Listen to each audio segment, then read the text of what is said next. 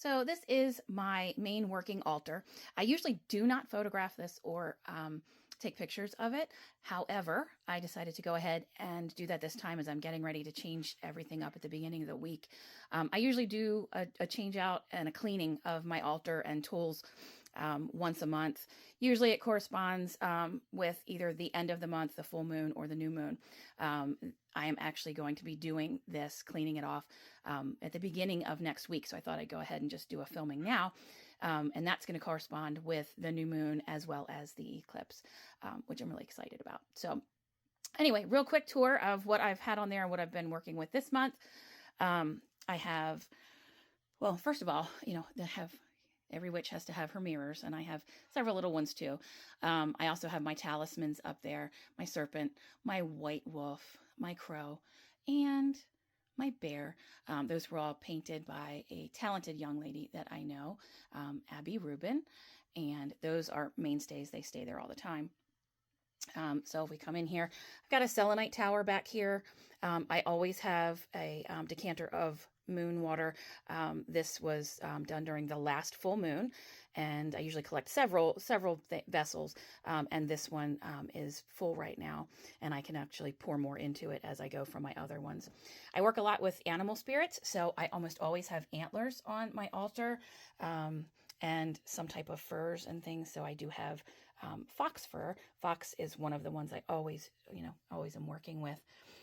These are actually stones and dirt from the Sonoran Desert. I have a very strong connection with spirit guides in the Sonoran Desert, and a very strong past life experience in the Sonoran Desert, several actually. So those are really important to me. Some other Sonoran Desert things. This is actually a piece of red jasper, which actually looks like the mountains, and I love that piece. It's picture jasper.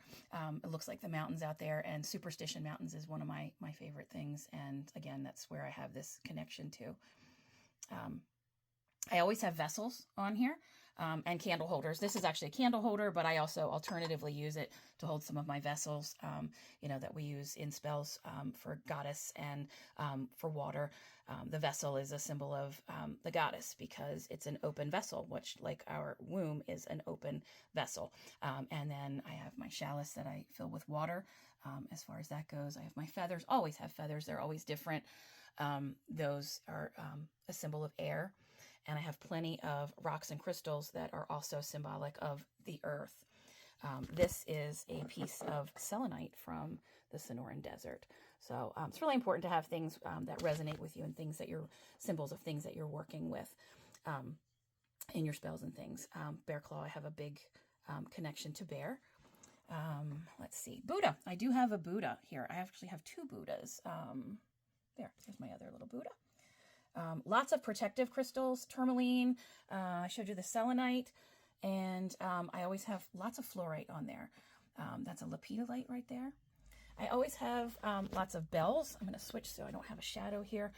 Bells are clearing, so I have tons of brass bells throughout our house, and these change all the time on my altar. This is a vessel. I have a lot of these little terracotta seat. Now this one has been here throughout the month, and it does collect moisture, so I end up cleaning them out and starting fresh, but it's filled with black salt, my black salt mix, and cascarilla powder, which is very protective. Another candle holder. It has ritual sand in there. I'm sorry, to hold smaller spell candles, but I use it to hold one of my favorite crystals in the meantime as well. Always have, like I said, feathers. So this is feathers that I found. Little tiny feather from one of my birds. Always have seashells around. You work with a lot of seashells. Let's see. These are grimoires that I'm keeping, and I have plenty more, but these are the current ones. Another little chalice. This little girl right here, I absolutely love. She is a corn husk witch, and I picked her up a few months ago, and she is my tribute to the fallen witches and the ones that have been burned before us. So that's my little tribute there.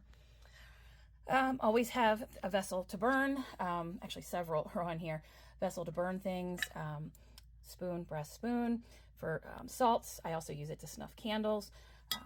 Charcoal briquettes, frankincense, myrrh that I burn. Various smudge sticks, Palo Santo. What else is in here? Oh, just different crystals that were tossed in there during spells and rituals. So those are there. Let's see. This is a very special little canister. It's a family piece, and it actually holds ash from incense. I collect those for my black salt, and I also use those for different spells and things. This is black salt, which I actually need to make more here very soon. This is my black salt mix. I have my pink salt mix in there. Orange peels. I work a lot with orange peels and things.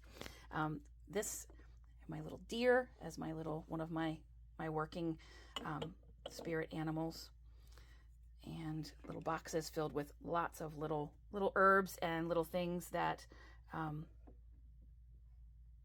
not going to go into. This is my little tiny, we're going to open that real quick and close it just so you can see. It's a really cute little stash box that I have there for different things that I work with. You never know what you're going to find in there. Cascarilla powder, eggshells, cascarilla powder. Let's see, this is, more black salt, but I'm running low on that. This is a pink salt and rose mixture that I love for various spells and things.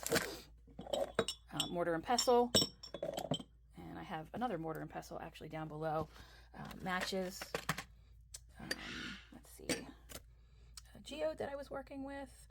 This is an incense burner. Some little mojo bags that have some things in them that I was working with this month. I have these two here. Eventually I'm going to have this antler here made into a knife handle, and these are two things that I use as a tames, and some herbs and things that I was working on, various vessels to burn things in, and some spell books down there. More containers that that one doesn't have anything in it right now. Orange peels and herbs are in that one. I have different sprays that I use that I mix up, and one that my friend Jess makes, which is a smudge spray.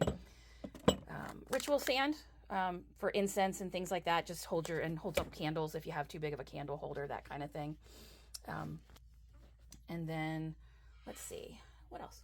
I think that's it there. And then up here, I have my herb cabinet with various things, various herbs and things that I use, and my special little salt shaker that I use for rituals that my friend Colleen got me, and things like that are really special, I think, to use in your rituals. So anyway, that's a little tour of my altar space. You probably won't see this one again. I'll do ones of, the other altar areas in our house, but this is what you get. So, and it's getting ready to all be changed up. And it's totally preference as to whether you want to show your altar or not. Some people do, some people don't. I usually do not show my main working altar, and that's totally preference. Nothing wrong if you do or you don't. So there you go. If you have any questions, let me know.